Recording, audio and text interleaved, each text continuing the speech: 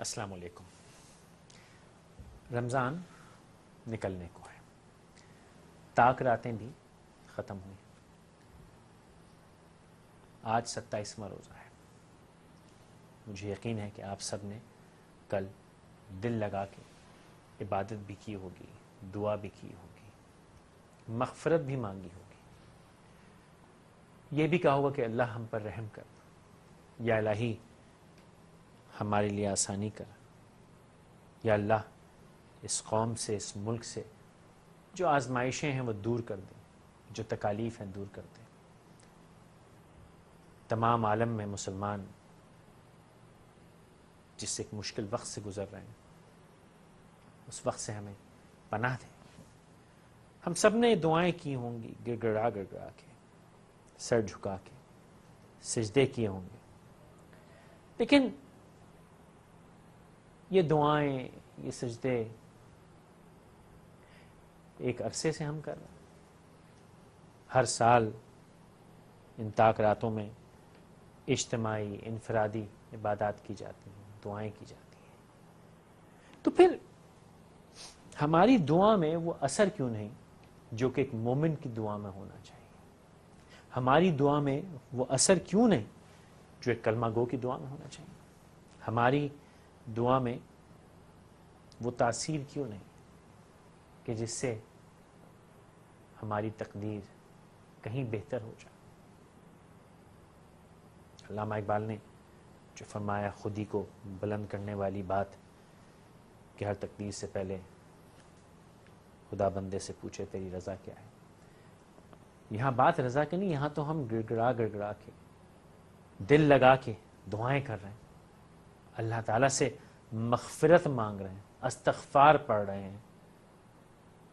پھر کیا چیز کم ہے ہماری اس محنت میں، ہماری اس کوشش میں؟ ایسا کیا ہے کہ ہم وہ تاثیر نہیں لا پا رہے؟ اس سوال کا جواب تو آپ صرف اپنے دل میں یا اپنے گریباں میں جھانک کے ٹٹول سکتے ہیں۔ میں مکمل طور پہ جواب نہیں دے سکتا، لیکن میری ناقص سمجھ یہ کہتی ہے کہ تا وقت ہے کہ میں توبہ کروں، یعنی اپنے گزرے ہوئے اعمال، غلطیوں اور برائیوں کی پہلے تو میں توبہ کروں، یا الہی میں توبہ کرتا ہوں کہ آئندہ نہیں کروں۔ اس کے بعد میں کوشش کروں کہ میں وہ چیزیں جن سے میں نے توبہ کی ہے وہ میں نہ کروں۔ چلیے ایک لمحے کو واپس ہم جاتے ہیں۔ ایک بچہ ہے، غلطی کرتا ہے، والد کے پاس جاتا ہے، والد کہتے ہیں کہ بھائی میں تمہیں کیوں معاف کروں؟ کیا تم نے اپنی غلطی کا اقرار کیا؟ پہلے تو اقرار کرنا پڑتا ہے۔ تو آپ کہتے ہیں جی ابا میں نے اقرار کیا، مجھ سے یہ غلطی ہوئی۔ پھر والد پوچھتے ہیں کہ میاں آئندہ تو نہیں کرو گے؟ بچہ کہتا ہے نہیں ابا آئندہ نہیں کروں گا۔ اگر بچہ کہ نہیں آئندہ کروں گا، تو پھر کیا ابا جان معافی دیں گے؟ نہیں۔ تو پہلے اقرار کرنا پڑتا ہے، پھر یہ وعدہ کرنا پڑتا ہے کہ آئندہ نہیں کروں گا۔ پھر بھی ابا جان کہتے ہیں ٹھیک ہے میں دیکھتا ہوں بھیا کہ تم نے صحیح سے سمجھے ہو کہ نہیں۔ تو چند روز دیکھتے ہیں کہ دوبارہ تو نہیں کر رہا بچہ۔ جب یقین ہو جاتا ہے کہ ہاں اب یہ وہ غلطی نہیں دہرائے گا، تب پھر ایک بڑے کو اس بچے پہ بھروسہ ہوتا ہے کہ ہاں اب بچہ سمجھ گیا ہے، اب درگزر کرو یا اس کا انعام بھی دو۔ تو اللہ تعالیٰ سے جب ہم بغیر توبہ کیے، بغیر اقرار کیے توقع کرتے ہیں کہ اللہ تعالیٰ ہماری مغفرت بھی کر دے گا، ہمیں نواز بھی دے گا، یہ کیسے ہوگا؟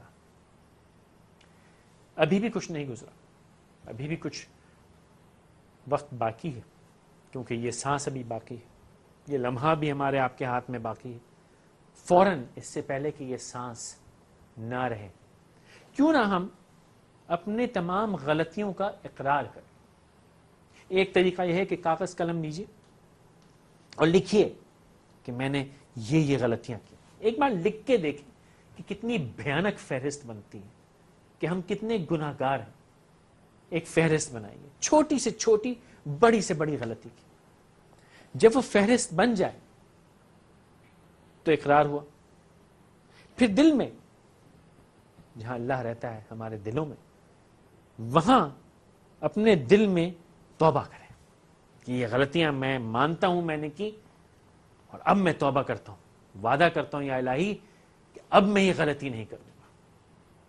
میں ناداں تھا، میں کم عقل تھا، مجھ سے غلطی ہوئی، یا الہی اب میں یہ غلطی نہیں کروں گا، کم از کم دانستہ نہیں کروں گا. جب یہ وعدہ ہو جائے دل سے، ہاں، جب یہ وعدہ ہو جائے کہ میں نے اقرار کیا، اب میں نے توبہ کی، پھر کچھ عرصہ اس پہ عمل کیجیے، اس وعدے پہ عمل کیجیے، وعدہ خلافی نہ ہو. جب یہ ہو جائے تو سمجھیے کہ وہ جو بلیک بورڈ جس پہ جگہ جگہ نشان لگے ہوئے وہ دھل گیا، اب صاف ہے فہرست.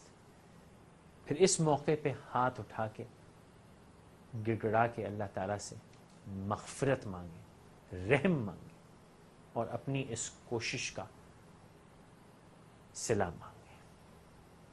انشاءاللہ تعالیٰ مجھے امید ہے کہ ہماری دعا میں وہ اثر، وہ تاثیر، وہ طاقت جو کبھی امت مسلمہ کی دعا میں ہوا کرتی تھی، انفرادی بھی اور اجتماعی بھی، وہ انشاءاللہ واپس آ جائے گی.